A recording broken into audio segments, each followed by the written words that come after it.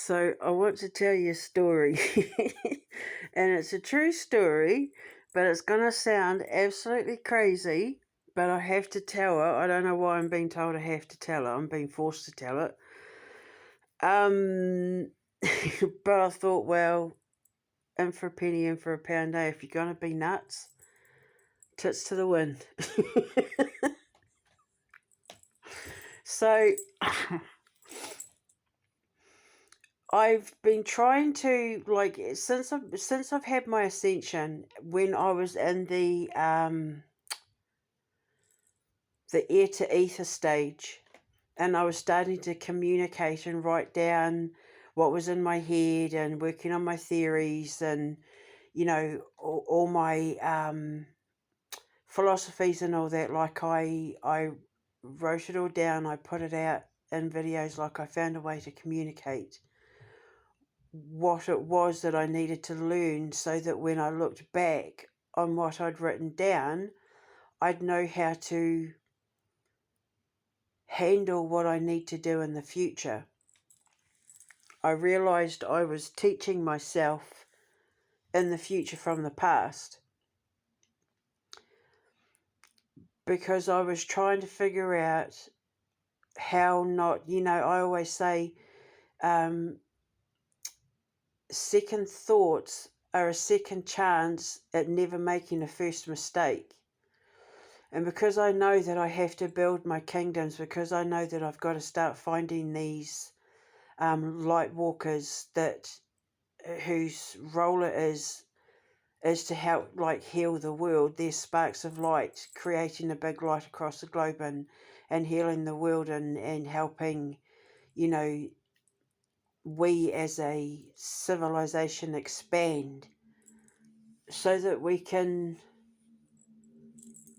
find the edge of space sort of thing, so that we can find what's out there, because it just keeps, the more we find, the better and better it's becoming. I always say, learning is knowledge, knowledge is wisdom, wisdom is power, and power is forward moving. And if there's enough light across the world, there's going to be enough power to keep us moving forward.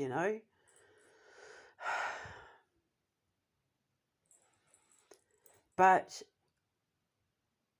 because of past experiences with every job I've ever had, every career I've ever tried, every person I've tried to help, every person I've tried to teach, that sort of thing, putting it into my cauldron and trying to pinpoint where I went wrong, what I could do to improve it, and that, because I needed to fine tune my skills so that I could find the light hiding in the dark, because the most tortured souls are the ones who are going to shine the brightest when they find the light. And I need to find them and be there for that process so that they don't get scared and either turn to the dark side, by falling into fear and paranoia and anxiety and addictions and negative behaviour and, suicidal thoughts and self-harming and suicidal tendencies and suicide, that sort of thing, or prison or whatever, the dark side of their journey. I kind of find them when they're at the precipice of going one way or the other. And I stand in the middle of the veil and I show them their demons. I make them face their demons to see if they're strong enough to fight them. And if they are, then they get to step into the light. Then I take them by their hand and I lead them to the light, and then they find the light of their own creation, which is, like in the case of that palm reading, she's a creative designer and interior designer, that sort of thing, textiles and fabrics and interior design and all that. That's her passion. That's her light.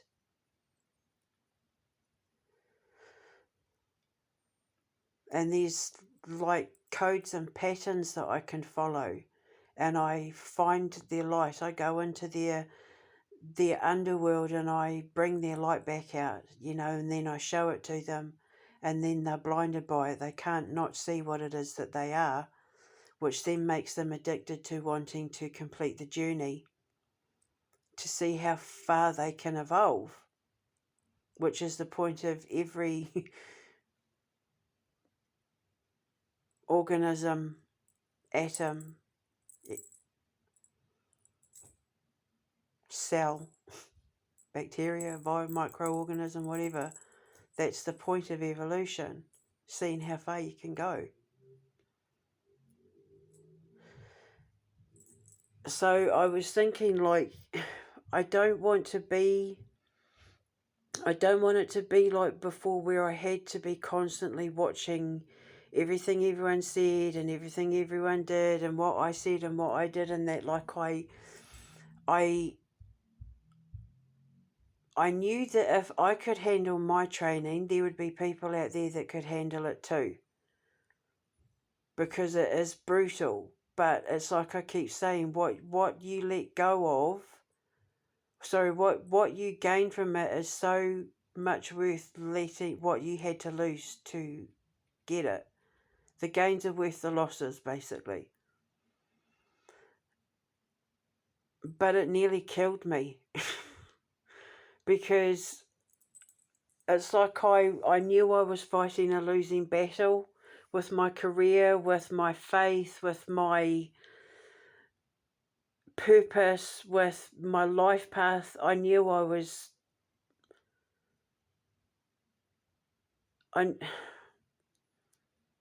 fighting a losing battle because I just made all the wrong choices. I didn't make myself clear enough, and I never put my foot down, and I should have put my foot down. I should never have allowed myself to have the kind of relationships with my clients and students and the friends that I had at the time. I should never have allowed them to get the way they did. So I have to take responsibility for a lot of that, because I didn't listen to myself. I gave myself so many warnings and so many signs, and I didn't listen. And I dragged my life out. I slowed my life down. And it stopped me from evolving until I had my ascension.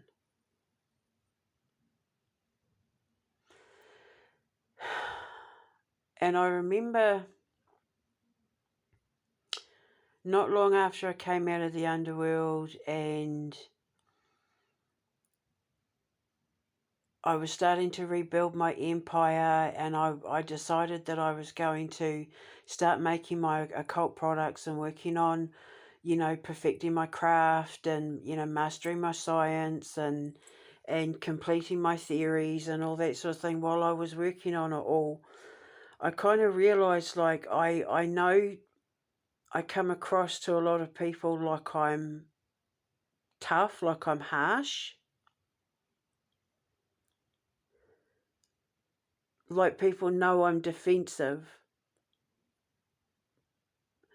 but people need to understand that I have to be defensive because of what it is I'm protecting on the other side of the walls that I have had to put up. Because I get into the minds of people who are at their lowest ebbs in life, and if I go into the underworld carrying other people's baggage, I can leave things in the minds of completely innocent people and store memories and feelings and emotions in them that don't belong to them. So I can't let just anybody in. That is why I'm a gatekeeper. That is what a gatekeeper is.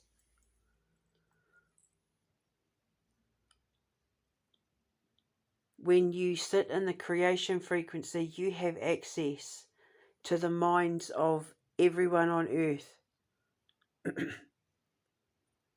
But only a few of them are allowed to be helped. And it is my job to find them, the ones that can be trained. Only few of them can be helped. The ones that can be trained are the ones to be helped, because then they will then help me train more, and they will then help them train more, and it will spread like that. But I have to find people on the same frequency. They have to have the same principles and, morals, and same kind of level of dedication to training and that sort of thing. But I needed to know how to set boundaries and affirm myself, but in a strong way rather than an aggressive one, where people would know where they stood with me based on how they treated me. Because I reflect back what I absorb. So if you treat me with defensiveness and guardedness and like you're, holding back or hiding secrets, and that's how I'm going to act with you. Because I will immediately sense that you're defensive, and then I'll think, why are they defensive? And then that will get my defenses up, because then I'll think, have they got something to hide? And then I will have to sit and try and figure out whether you do or not, whether your intentions are true or not, because I need to know if I'm going to let my guard down with you and give you access to my career, my clients, my customers, my children, my students, whatever, my employees. I need to know that we're on the same wavelength. And if you're giving off signals that you're showing signs of fear or whatever, I'm going to think it's like I'm needing to put those walls up. But if your intentions are pure and you are how you say you are, then you will have absolutely nothing to worry about. I'm only showing what I am told I have to see, unless you give me a reason to look. But I have no interest in people's past. I have no interest in people's secrets or anything like that, unless I have to go in there to help you, because that's what I'm there to do. But then what happens is that if people can't handle that, if people don't like what they see in the mirror, then that's when I have to walk away, because I'm only here for the ones that have been chosen, the chosen ones. They're the chosen. But I needed to figure out how to do it in a way that came across as strength rather than control, powerful rather than aggressive, maybe. And this is the bit the reason why I'm recording it. I watch these shows on YouTube where it's like, Hollywood graves and stuff. I'm a bit of a, what's it called? Is it a tapophile? Like you go around graveyards finding out like the history of the people buried there, and it might be about famous people or infamous people or tragedies, or Friends of the Forgotten is one of them. I love that channel. I love that guy so much. He's got so much respect for the dead. It's unbelievable. He's a true gatekeeper, that one. So anyway, I'll put a link to his channel actually in my box. I absolutely adore him. But I watch a few of them, that Hollywood graves and all that as well. And there was one where I can't remember. Don't quote me on it exactly, but I think I watched one where it was either about the Golden Girls and the members that had died, the cast that had died, or it was about B. Arthur's grave. Or it might have been about the Golden Girls' graves, or it was about B. Arthur's grave. And I think it might have been stoned.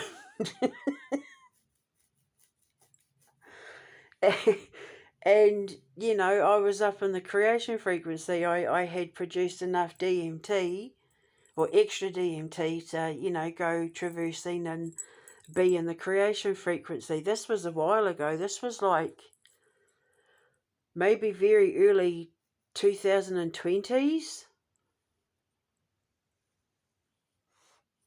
mid 2020s maybe, sort of, give or take. It was well over a year ago anyway. It felt more like sort of early 2020s, because I think it was still kind of cool. And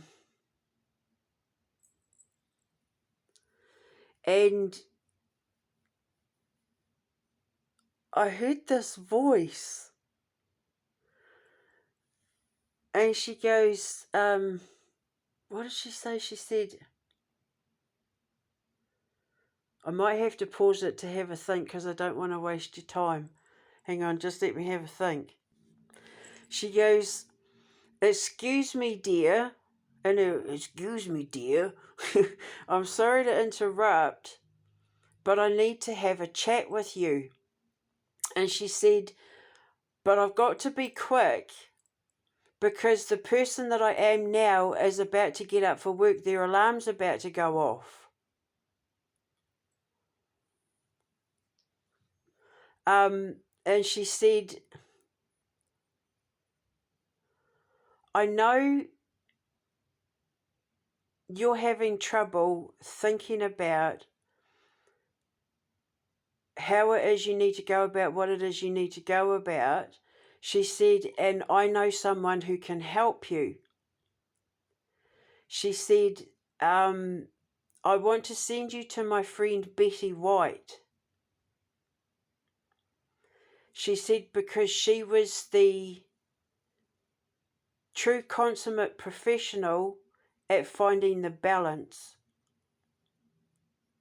And she said she could have taught me a thing or two about the balance, because she said I knew only too well that people were afraid of me, and it's not who I really was. I just didn't know how to express myself the right way because it's not how I was raised. And she said, and it's not until it was too late that I realised I was staring at the face of the consummate professional, and it's something that I took for granted. She said, I never gave that woman the respect she deserved, but she was so graceful as a woman, as a true woman. She said she never once lowered her dignity to put me down, to put me down in public when she knows she had the right to, unlike me, because we both know I may have said things in the public in the past that sounded like I was having a dig. And she said, and I'm embarrassed about that because that woman didn't deserve it. She said she deserved nothing but my respect. And she said, I never had the chance to bow to her the way she deserved to be bowed to, and I want to do it now. She said, like, my way of trying to do my part is, she said, I want to send you to her. She said, and I want you to watch her because she knew how to maintain balance. She said she's got the world eating out the palm of her hand because she knows how to find the balance between maintaining control and maintaining her dignity.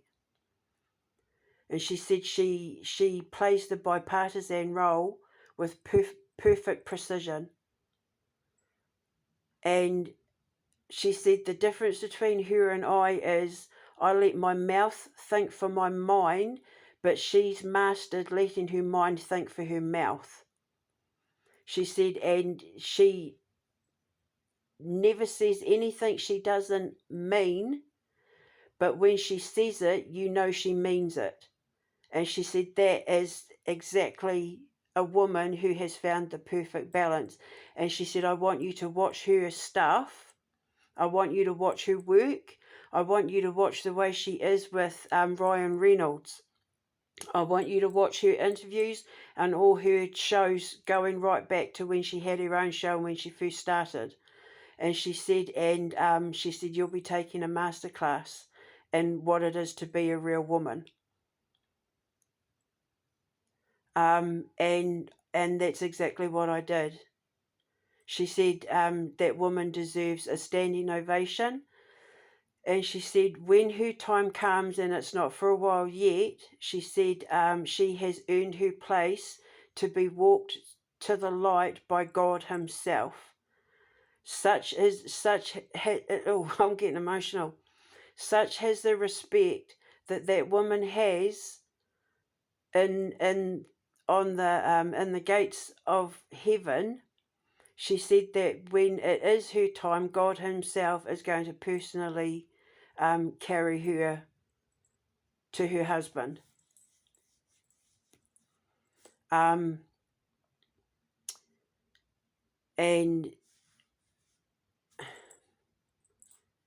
then she said, Betty White is the mother of the true divine feminine. She's the creator of what the true divine feminine is. The woman who has perfect balance between being strong and being nurturing, being honest, but being subtle or diplomatic, maybe being honest but diplomatic, being firm but kind, you know.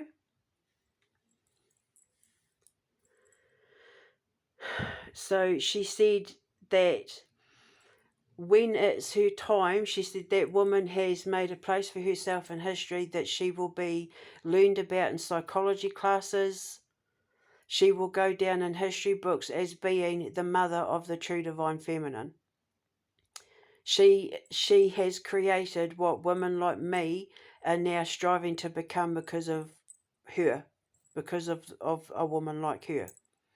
She is the living embodiment creator of what a true divine feminine is. She can stand on her own 2 feet with a man by her side. You know? She can give all that love while not needing anyone's approval. She's honest, but she's diplomatic. She uses humour, she uses comedy, she uses common sense and logic in a way that, like, she's undeniable.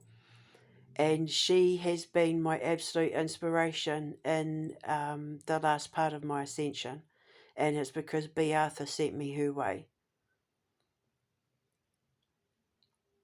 So this video is B. Arthur bowing to Betty White, giving her the bow that she, or the curtsy rather, she said, giving her the curtsy that Betty White deserves. She said she didn't realise it until it was too late that she should have been humbled by her presence. So I just had to share that. She insisted. So I know it sounds nuts, but you know, I'm not ashamed, because Betty White taught me how to be a woman, a real woman. She was maybe the mother I always wanted. Not to say my mum wasn't a real woman, but my mum tolerated a lot more than she should have. I don't want to be the example to my daughter of what's acceptable in a relationship or not, and I don't want to be an example to my sons of the standards of women that they should be looking for if my standards aren't of a high enough standard, basically. And she took on children that weren't her own and loved them as if she gave birth to every single one of them. That's a real woman.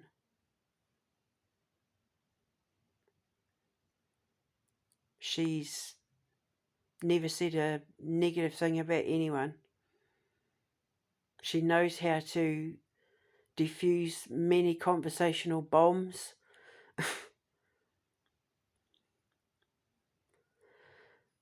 And she's so graceful and dignified.